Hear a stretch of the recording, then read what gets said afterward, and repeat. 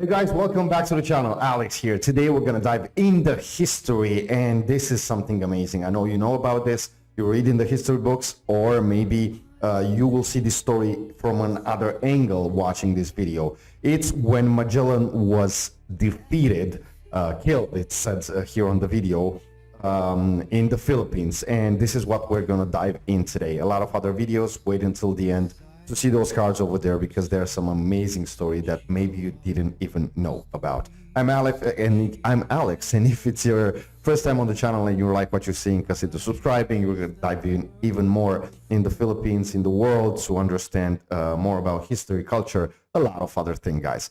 Now let's go and check this, because I'm so damn curious. We are talking about April 27th, 1521.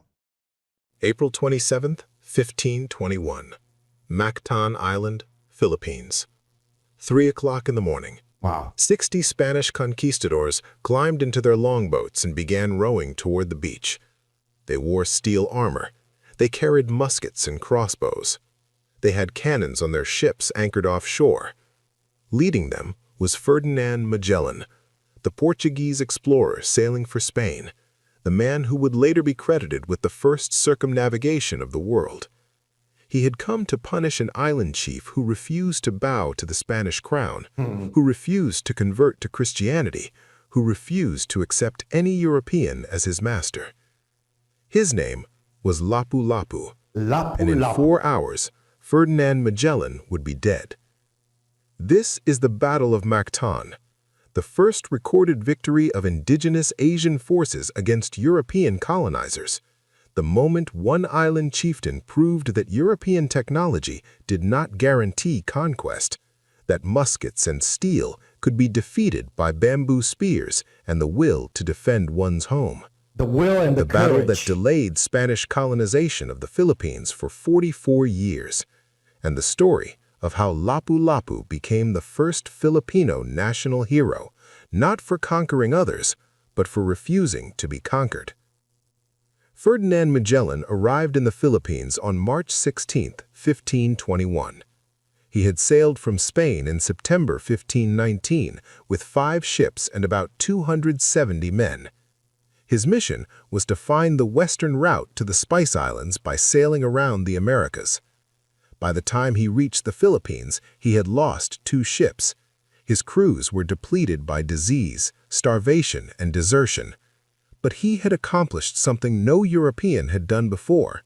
He had crossed the Pacific Ocean, found a route through the strait at the southern tip of South America that would later bear his name, and now he stood on the threshold of completing a circumnavigation of the globe. He just had to survive the Philippines first. Magellan landed in Homanhan Island, then sailed to Limasawa, where he befriended Raja Colombo. The local chief welcomed the Spanish, showed them hospitality. Through an interpreter named Enrique, a slave Magellan had acquired years earlier in Malacca, communication was established. Magellan quickly realized something important. The islands were not unified. They were a collection of independent chieftainships and small kingdoms. Each chief ruled his own territory. There was no central power, no empire that could mobilize against him, just scattered settlements that could be played against each other. Magellan sailed to Cebu, the largest and most powerful settlement in the region. Raja Humabon ruled there. He was the most important chief Magellan had encountered, and Magellan had a plan. If he could convert Humabon to Christianity, if he could make an ally of the most powerful chief in the Visayas, Everybody the rest should do the would same. follow. Yeah. It was the same strategy the Spanish had used across the Americas. Find the local power center, convert the ruler, use local allies to subjugate the rest. Humabon converted. On April 14, 1521, he was baptized along with about 800 of his people. The Spanish planted a cross, held mass, and Magellan believed he had secured Cebu for Spain. But not everyone was impressed. Not every chief in the region bent the knee. Across the narrow strait from Cebu lay Mactan Island. 2 chiefs ruled there, Zula and Lapu Lapu. Zula submitted to Magellan and pledged tribute to Spain.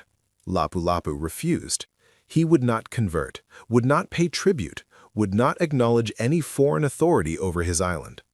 Raja Himaban told Magellan about the defiant chief, perhaps hoping the Spanish would eliminate a rival, perhaps testing what these armored foreigners could actually do in battle. Magellan made a decision.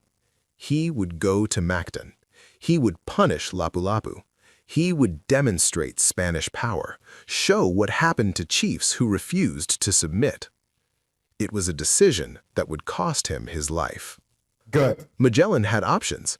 He could have sent a larger force. He could have used his ship's cannons to bombard the island from offshore. He could have accepted the offer from Raja Himaban to send 1,000 warriors to support the attack. But Magellan refused the help. He wanted the victory to be purely Spanish, a demonstration that 60 conquistadors with European weapons could defeat any number of indigenous warriors. He told him, Stop for 1 second over here. Yeah, you know, the ego and all that kind of stuff. Lapu Lapu was amazing. I mean, the courage that you said to say no, man, defending your home, defending your beliefs. Himaban to watch from the ships, to see what Spanish soldiers could do. The arrogance of a man who had crossed the world and believed European superiority was absolute. April 27, 1521, 3 o'clock in the morning. 60 Spaniards in 3 longboats, 48 soldiers in armor with muskets and crossbows, 11 more staying with the boats, Magellan himself leading the assault. They rowed toward Mactan's beach. The plan was simple: land before dawn, march to the village, burn it, kill or capture Lapu Lapu, demonstrate Spanish power, be back on the ships by breakfast. But the beach at Mactan was not what Magellan expected. Coral reefs extended far from shore, shallow water. The boats couldn't reach the beach. They grounded on the reef several hundred yards out. The Spanish would have to wade through waist-deep water in their heavy armor to reach land, and it was low tide. The ships anchored offshore were too far away for their cannons to provide effective support. Magellan was already at a disadvantage, and he didn't even realize it. Antonio Pigafetta was there, Magellan's personal chronicler, an Italian scholar who had joined the expedition to document the voyage. He would survive the battle and write the only European eyewitness account we have. His testimony is detailed, specific, and damning. He watched his commander make every mistake possible, watched Spanish arrogance meet Filipino determination, and he recorded what happened when European technology faced an enemy who knew the ground and refused to break. The Spanish waded toward shore, 48 men in steel armor moving through shallow water, heavy, slow, vulnerable. On the beach ahead of them, 1,500 Filipino warriors waited. 1,500, not 60, not 100, 1,500 men armed with bamboo spears, Campilan swords, and bows with poisoned arrows. Lapu Lapu had known the Spanish were coming, had time to prepare, had assembled every warrior from Mactan and possibly warriors from allied settlements. He was not going to fight 60 against 60. He was going to fight 1,500 against 60, man. Because wars are not won by honor or fairness. They are won by tactics and overwhelming force. And The courage. battle began at dawn. The Spanish reached the beach and opened fire with their muskets. The sound was deafening, smoke and flame. Some Filipino warriors fell, but the muskets of 1521 were slow to reload. After the first volley, there was a gap, and Lapu Lapu's warriors rushed forward. The Spanish fired their crossbows. More Filipinos fell, but 1,500 warriors can absorb casualties that would break 60 men. For every warrior who fell, 10 more pushed forward. The numerical superiority was absolute. The Spanish formed up, tried to maintain discipline. Their armor protected them from the bamboo spears and arrows. The fire-hardened bamboo points couldn't pierce Spanish steel. The Filipino warriors couldn't get through the armor to kill the conquistadors, but they didn't need to kill them. They needed to overwhelm them, surround them, exhaust them. The Spanish were standing in shallow water and wet sand in full armor in tropical heat. Every movement was exhausting. Every step drained energy. The Filipinos were light, mobile, fighting in terrain they knew. They could retreat and advance at will, harass and withdraw, let the Spanish exhaust themselves trying to maintain formation. Magellan ordered his men to burn the village, to create fear, to break Filipino morale. The Spanish advanced and set fire to houses. 40 to 50 homes burned, but it had the opposite effect. The sight of their homes burning enraged the Filipino warriors. They attacked with renewed fury. Arrows and spears rained down on the Spanish. The conquistadors' armor protected their torsos, but their legs were exposed. The Filipinos aimed low, targeting legs and feet. Arrows pierced Spanish legs, spears stabbed at knees and thighs. The men in armor couldn't move fast enough to dodge, couldn't fight effectively while protecting their lower bodies.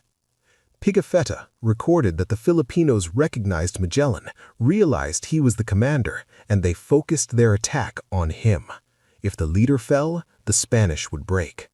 Lapu Lapu's warriors pressed forward. Magellan was struck in the leg with a poisoned arrow. Then another arrow hit him. The poison was working. He was weakening. His men tried to protect him, but they were surrounded, outnumbered 25 to 1. The Filipinos were everywhere, attacking from all sides. Wow. I have to take a breath over here, man. Look, guys, I don't know, maybe because I like history, or I don't know, but the history, especially of the Philippines, has something more about it. This courage of fighting for your home, for your people. It's unique, man. It's beautiful. No formation could hold against that many warriors pressing from every direction. A Filipino warrior attacked Magellan with a campilan, a large curved sword made of iron. The blow struck Magellan's helmet. He didn't fall, but he was staggered. Another warrior attacked, then another. Magellan drew his sword and fought back, wounded, poisoned, exhausted, but still dangerous. He killed several Filipino warriors even as he was dying, a fighter to the end. But there were too many. A spear thrust caught him in the face, not through his armor, through the vision slit in his helmet. He fell, face down in the shallow water. The Filipino warriors swarmed over him, spears and swords rising and falling, making sure the foreign commander was dead, making sure he would never rise again. The Spanish line broke. The soldiers fled, wading back toward their boats as fast as their armor would allow. The Filipinos pursued, killing stragglers. The retreat became a rout. 8 Spanish soldiers died, including Magellan. Many more were wounded, including Pigafetta himself. The survivors reached their boats and rowed back to the ships, defeated, humiliated, their commander dead on a beach in the Philippines. Lapu Lapu's forces had won. The first recorded victory of indigenous Asian warriors against European conquistadors.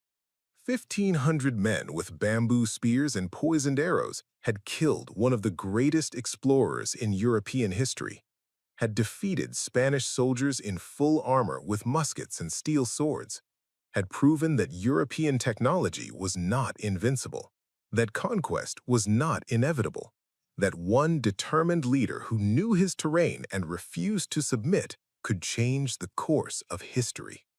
The Spanish tried to recover Magellan's body, offered Raja Humabon trade goods, jewelry, anything he wanted, if he could get the body back. Humabon spoke with Lapu Lapu. The answer was no. Lapu Lapu would not return the body, would not negotiate. The Spanish had come to his island to burn his village and kill his people. Magellan's body would stay on Mactan. That was the price of arrogance. That was what happened to conquerors who underestimated the people they intended to conquer. The Spanish expedition fell apart. Without Magellan, leadership collapsed. Juan Serrano tried to take command but was killed in a massacre organized by Raja Humabon. Whether Humabon turned on the Spanish because he saw weakness after Mactan, or whether he had been playing both sides all along, we don't know.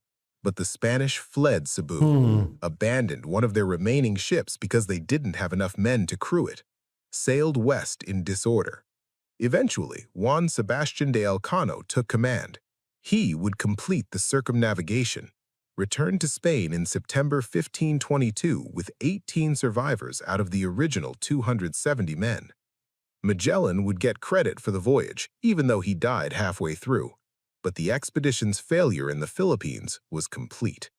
They had lost their commander, lost dozens of men, lost ships, and lost any chance of establishing Spanish control over the islands. For 44 years, Spain did not return to conquer the Philippines. 44 years. From 1521 to 1565, the Philippines remained free of European colonial control. Other Spanish expeditions came, explored, traded, but none attempted to establish permanent control. The memory of Mactan was too fresh. The knowledge that Filipino warriors could and would resist was clear. It wasn't until Miguel López de Legazpi arrived in 1565 with a much larger, better prepared force that Spain successfully established colonial control. 44 years of delayed colonization. 44 years of freedom because one island chief refused to bow and proved that resistance was possible. Lapu Lapu became the first Filipino national hero, not because he conquered other lands, not because he built an empire, but because he refused to be conquered. Because he stood his ground when a European power tried to claim his home. Because he won. The Battle of Mactan is taught in every Philippine school. Lapu Lapu's name is known to every Filipino child.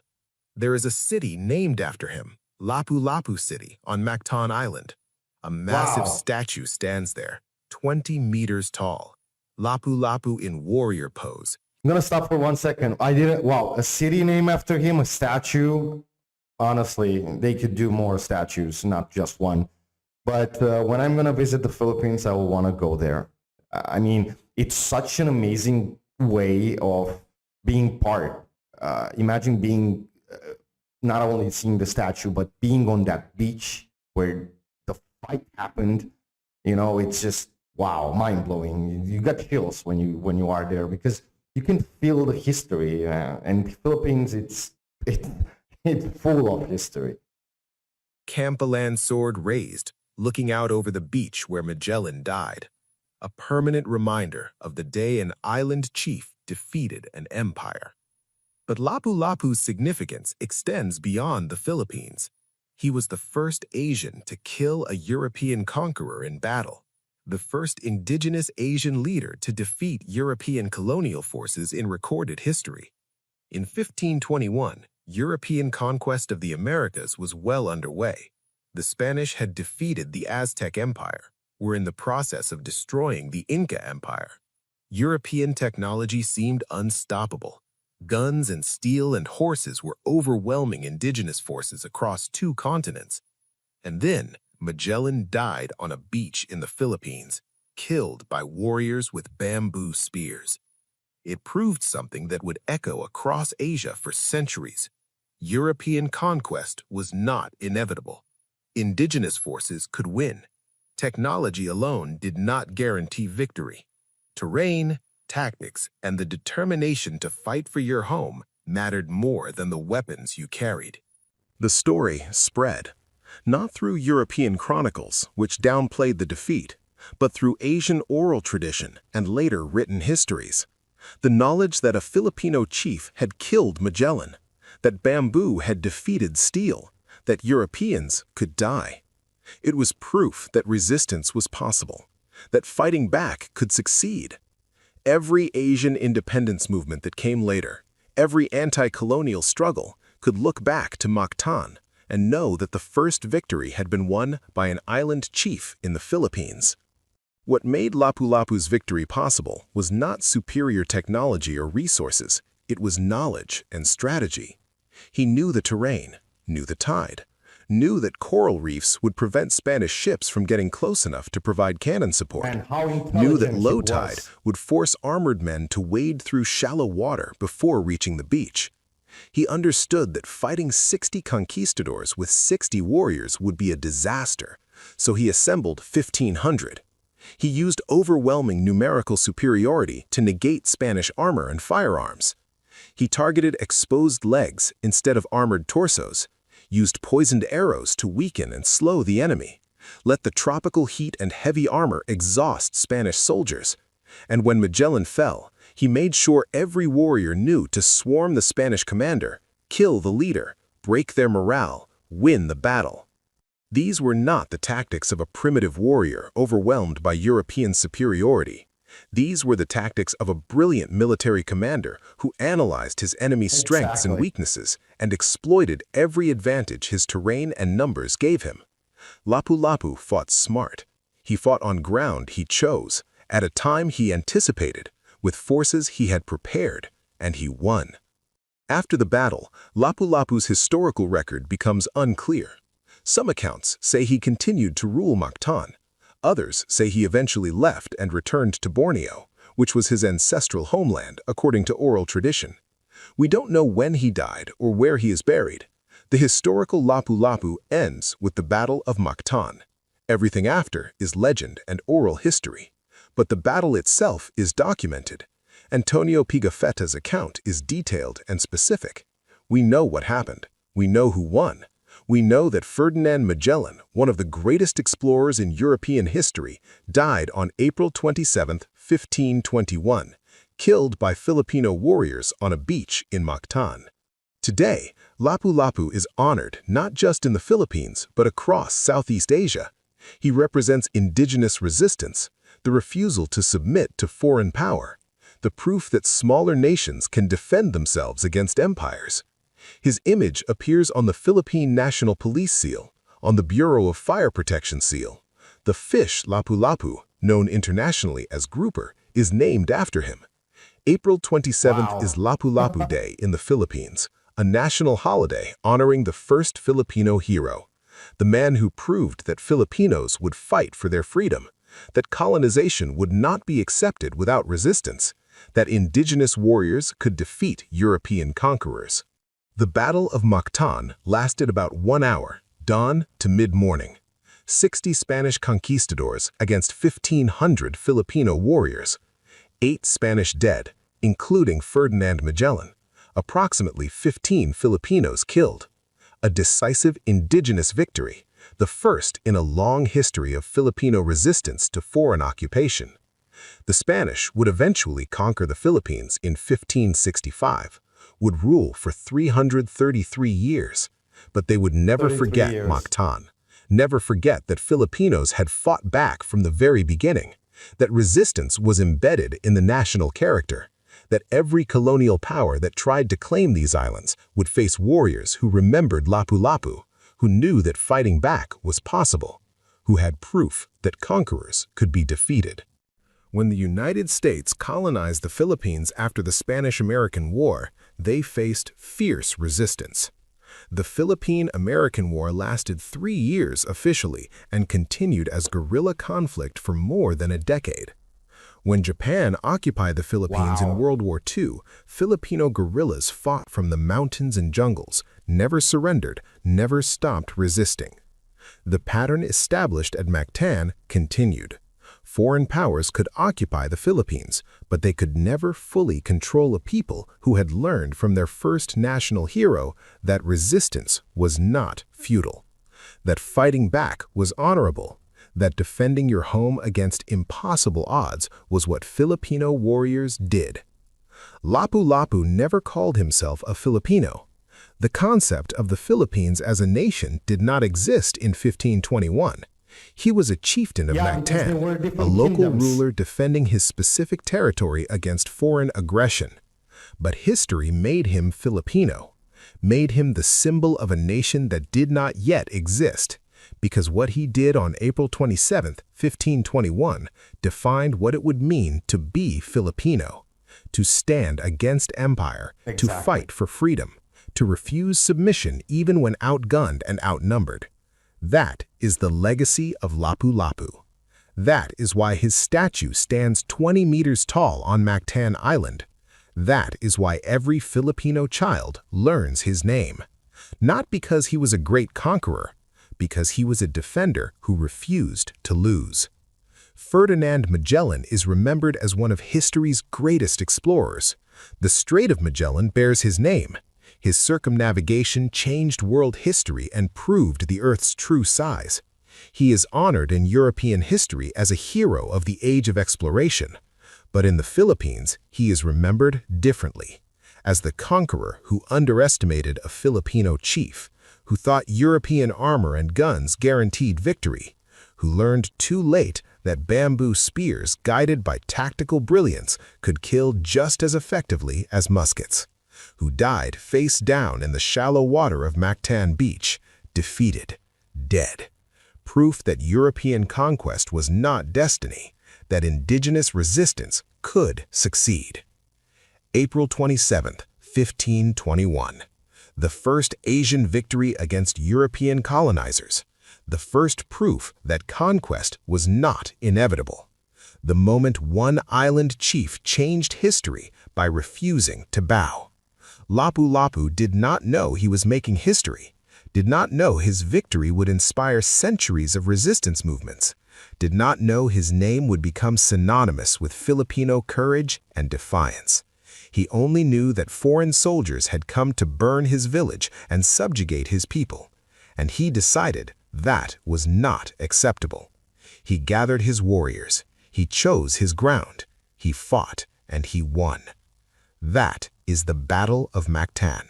That is the story of Lapu Lapu, the first Filipino hero, the first Asian to kill a European conqueror, the man who proved that bamboo could defeat steel, that knowledge could overcome technology, that one determined leader defending his home could stop an empire for 44 years and inspire resistance for 500. Okay, I had chills during this video all over the place because not only about the video, the battle itself and everything, but the courage. And I cannot stop to compare what happened before in history. And this is not the first video that we have. That's why I said sticking till the end of the video. I'm going to leave 2 cards over here of some stories about the Philippine history that maybe you don't know about in just a second. And I was, comparing what happened today as well with the Philippines, with the Filipino people. That courage, it's in your DNA, and it's something outstandingly beautiful. And we're going to have a video on the channel as well. What would happen, a scenario if the Spanish and the Americans will never colonize Philippines? It's a scenario, yes, but, I guess the Philippines will be like the most rich and amazing nation on the whole planet. Because we have other videos when a lot of gold was stolen from the Philippines, the land of Ophir. We have a lot of things on the channel. But anyways, the video is too long. I'm trying to not talk too much over here. And you guys are amazing with this courage. And I didn't know about his name, I'm honest. That's why I'm here to learn more about the Philippines. And Lapu Lapu, wow, man, a lot of respect. And you should be proud. I can't wait to be there on that beach. Just to see it, to feel that thing that happened over there in the history, which is amazing. Let me know what you want to see next on the channel, guys. Down below, which video do you want to see and share with the world about the Filipino history, culture, food, whatever it is, because it's so beautiful to understand more. Again, thank you for subscribing. Thank you for being here on the channel. And like I always say, stay safe.